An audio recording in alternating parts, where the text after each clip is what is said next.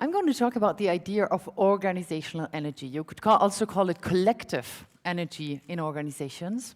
And I'm going to address all of you as leaders, as people who want to make a difference in organizations or in your communities or in the society, and need people who want to, who contribute you and help you pursue your ideas. You want to energize the people to help you realize your ideas.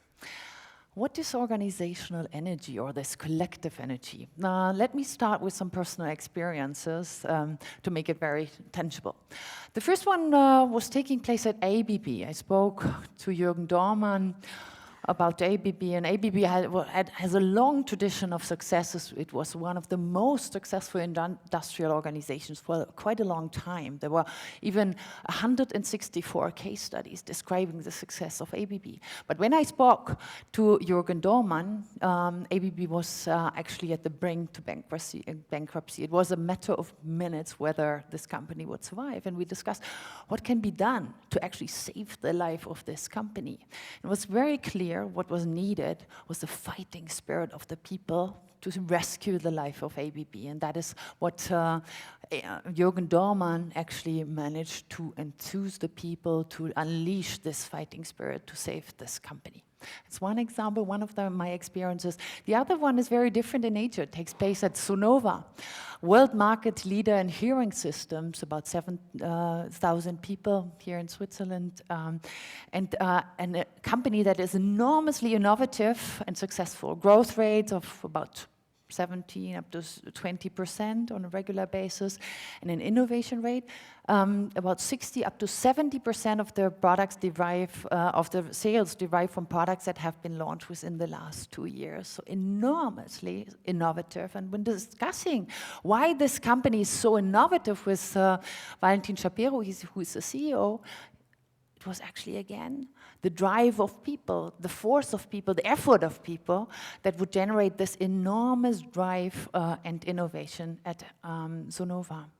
So two very different examples, but they have one thing in common. They are both examples of high positive energy in organizations. And I'm sure that all of you have experienced that already.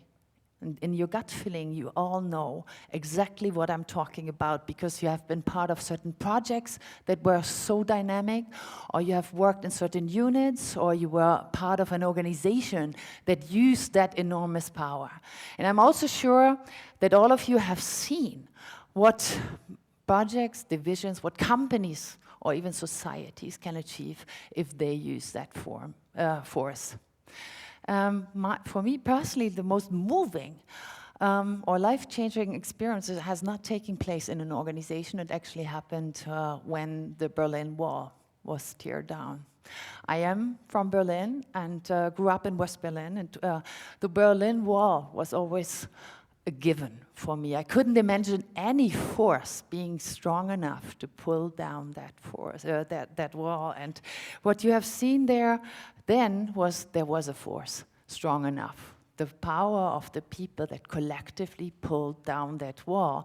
And in that experience, I could see all the characteristics of this collective energy. It is clearly collective. No individual would ever been able to pull down that wall. People were engaged, fully engaged they used their full potential, their emotional potential. They were highly excited, they were enthusiastic, there was a lot of passion involved. Mentally alert, they were so awake and mentally agile. And behavioral energy, they made all the effort to pursue their dream. And you could also observe it was contagious at the beginning. There was only a smaller group, but then more and more people were infected by that idea there could be freedom. That is exactly this organizational energy. And when talking with companies, you said, wouldn't it be fantastic if we found a way to assess this force, this collective force of people? And wouldn't it be fantastic if leaders, if we as leaders could deliberately unleash it and mobilize it? And how can we make sure we don't waste it for wrong things? We pursued these questions in our research and also in the practical work with companies, and I would like to talk about what can you do as a leader to assess it, to mobilize this energy, and what can you do to make sure you don't waste it for the wrong things. First, how do we measure it? We developed a questionnaire and used this concept to assess, to measure the energy, this collective energy. We could also do it here and find out what's the energy here in that room at TEDx Zurich. So let me guide you through it. In the work with companies, we first find out we can distinguish here high from low energy. High energy means that people are fully emotionally involved, that they are mentally agile, and that they make a great effort. Low energy is the opposite. In an extreme form, you would say, they are in a sleeping mode. Not much going on. They may come to work. They may be present. But within, not much is going on. High, low. Now, often I hear, the more energy, the better. But that's not the case. Wait for the second dimension here. That's the quality. And we just can distinguish clearly between what we call positive energy. That is when people use all their potential, they use their force in a constructive form, to contribute to the shared goals, achieve the joint agenda, versus negative energy. And negative energy is the exact opposite. In an extreme form, you would observe, you experience that people use their potential in a destructive way, to work against the joint goals, to weaken others, in a destructive form. So if you combine those those two dimensions, you get 4 ideal type energy states. What we have seen at ABB, at Sonova, what I experienced in Berlin there is what we call productive energy, high positive engagement. People are collectively, emotionally involved, mentally agile, and they make a strong effort to pursue the shared goals. It's closely related to success, to performance, to different forms of performance in organizations, performance of projects. Another form of energy is different. It's also positive but low. Positive, comfortable energy. Here you have high levels of satisfaction, people feel at ease, they feel comfortable, identify a lot with the status quo. And when we started this research, we thought, okay, this kind of comfort makes people fat and happy and unable to move, and that is probably taking their readiness to change away. We called it first comfortable inertia. But in our work with companies, empirical work, practical work, we found, no, companies need it, people need this. They need a fair amount of that satisfaction, of that feeling at ease, of that identification for stability, for continuity. It may not be dominant. It may not be the energy state where people say, we lay back at the cost of productive energy. The most healthy situation is when you have people that are highly engaged, that have a lot of productive energy, that are ready to go to their limits, but still like that kind of situation, identify and feel at ease. And for the negative energy, we have low negative energy, we call it resigned inertia. Here you have high levels of frustration, inner withdrawal, low activity levels. Most cases, there's a lack of perspective, lack of clear goals, a lack of a reason why you should make an effort that causes high levels of resigned inertia. When observing companies in managing crisis situations or dealing with change, often you would find that this resigned inertia goes up when people lose a sense of the perspective or this idea of a light at the end of the tunnel. And the last form of energy is corrosive energy, high negative. In that case, you have mobilized the full potential. People are highly emotionally involved, they're enormously creative, and they use all this their behavior to make a difference. They go to their limits, but they use all this in a destructive form. The most explicit or most obvious form of corrosive energy would be a strike, a real fight between two positions, but often it is less obvious.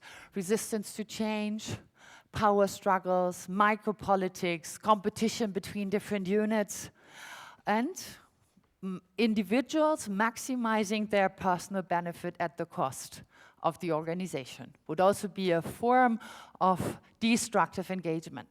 Now, we link all these energy states to performance. And what I find a very sad finding, personally sad finding, here, productive energy, comfortable energy, both positive energy states are closely related to performance, but especially the corrosive energy has a much stronger negative impact on performance. You can never have such a positive impact with high productive energy as you can have a negative destructive impact through the corrosive engagement. I find it is rare, but for a leadership perspective, the implications are very clear when you sense that there's aggression, that people are working against the shared goals. Give it top priority, make sure you remove that before you concentrate on creating this fighting spirit, the positive energy, the productive engagement.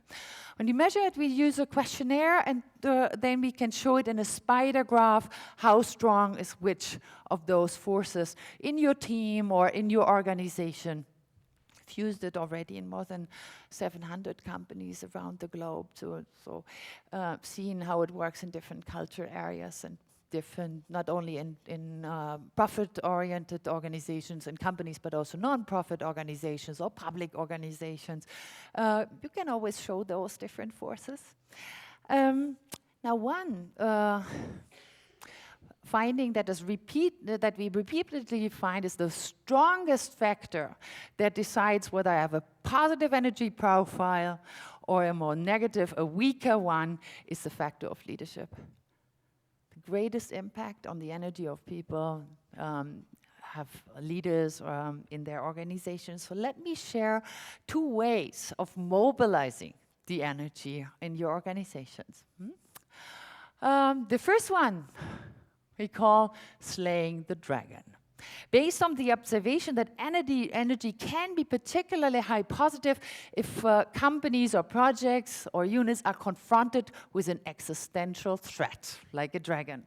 For the Asian context, we use different metaphors like a snake or something else, but for us, let's take the dragon as an illustration of a threat. The same situation, however, can lead directly into resignation or corrosive energy if the situation is not properly managed.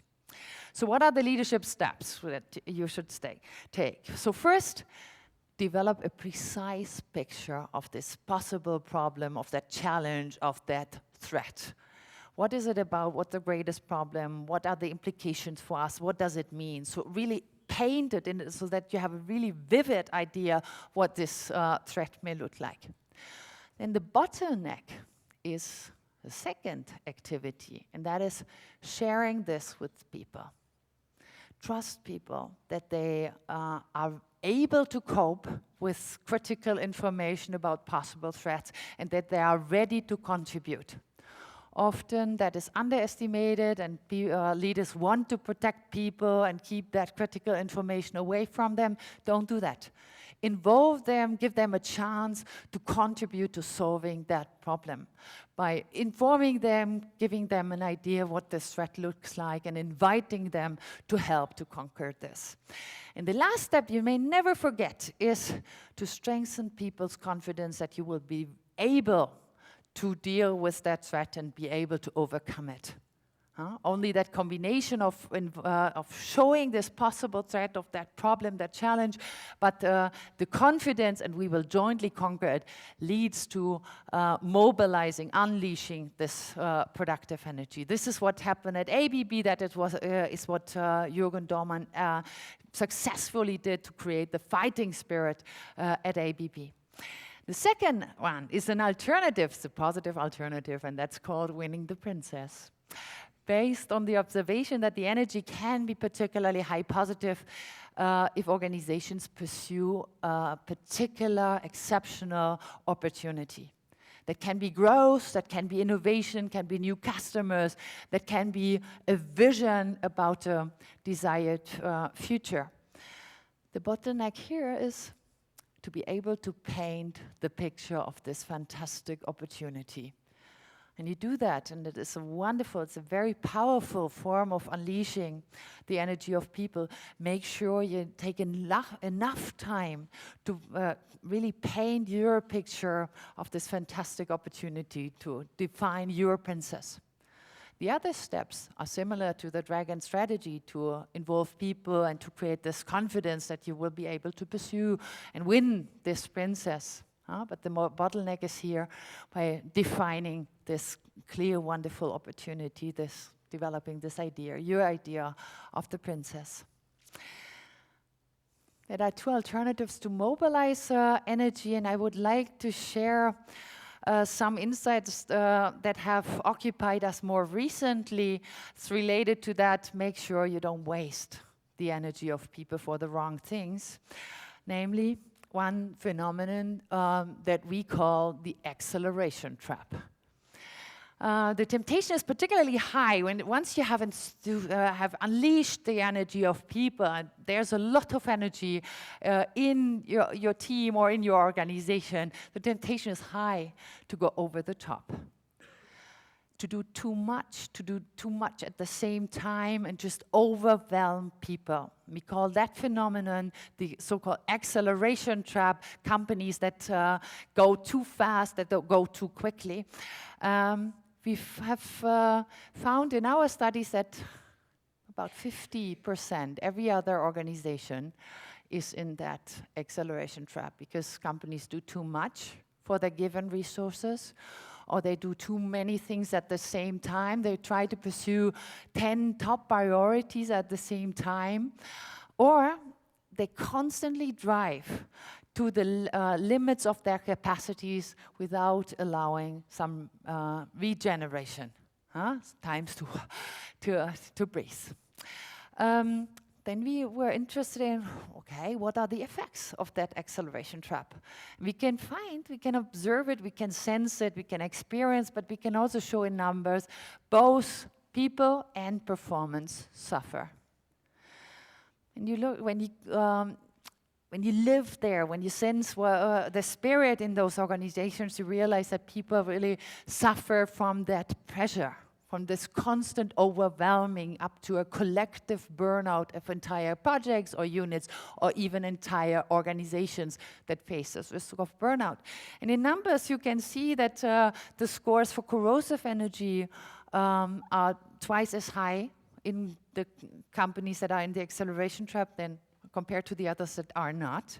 Emotional exhaustion is twice as high, and resignation is 70% higher in those companies that are in the acceleration trap compared to the others that are not.